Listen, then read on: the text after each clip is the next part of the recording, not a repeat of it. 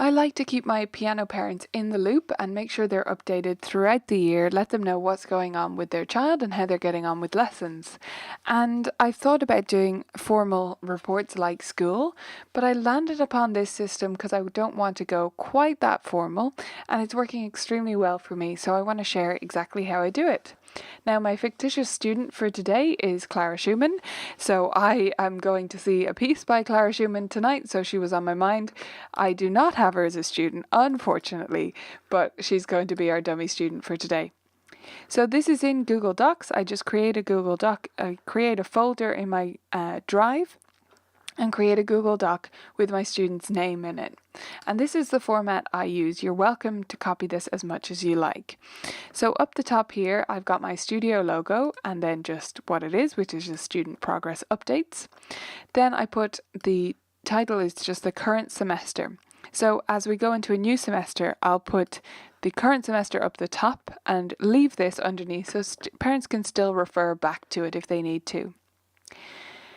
Underneath that, I put the goals for the student, and this is as much for me as it is for the parent. So this is where I write goals for the student, and I'm happy for parents to be in on that process too. So my primary goals are really just the priority goals, and then my secondary goals either support the primary goals or they're just not quite as important to me at the moment. We'll see Clara Schumann here is apparently a very young beginner. So my top 3 goals for her in this semester are to get the piano key names, to get directional reading going, that she's reading ups and downs and steps and skips, stuff like that, and then rhythm vocabulary. So building up to rhythm vocabulary 1, where we're dealing with crotchets, quavers, different sets of note values in different patterns based on my rhythm vocab cards. Then my secondary goals here are music alphabet backwards and forwards. So you'll see this actually supports primary goal 1 because it's going to help them name the piano keys faster. Pentascales and transposition is just less of a priority. It's not related to those, it's just less of a priority, but still something I might get to this semester. And then round hand shape and firm fingertips.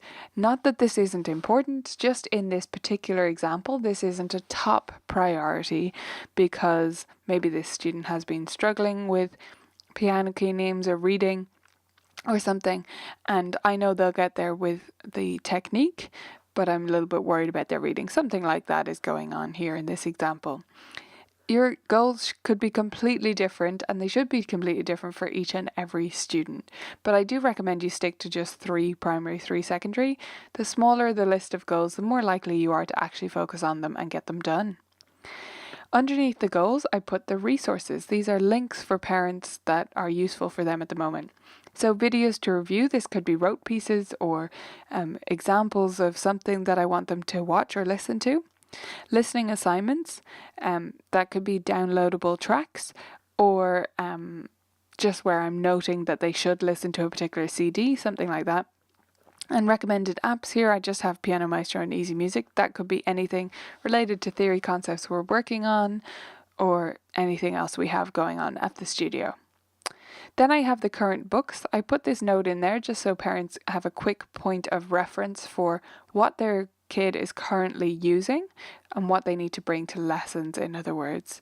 So this Clara Schumann is in Piano Safari Book 1 and she's using Piano Safari Sight Reading Cards Level C, so they know to bring the green cards with them to lessons.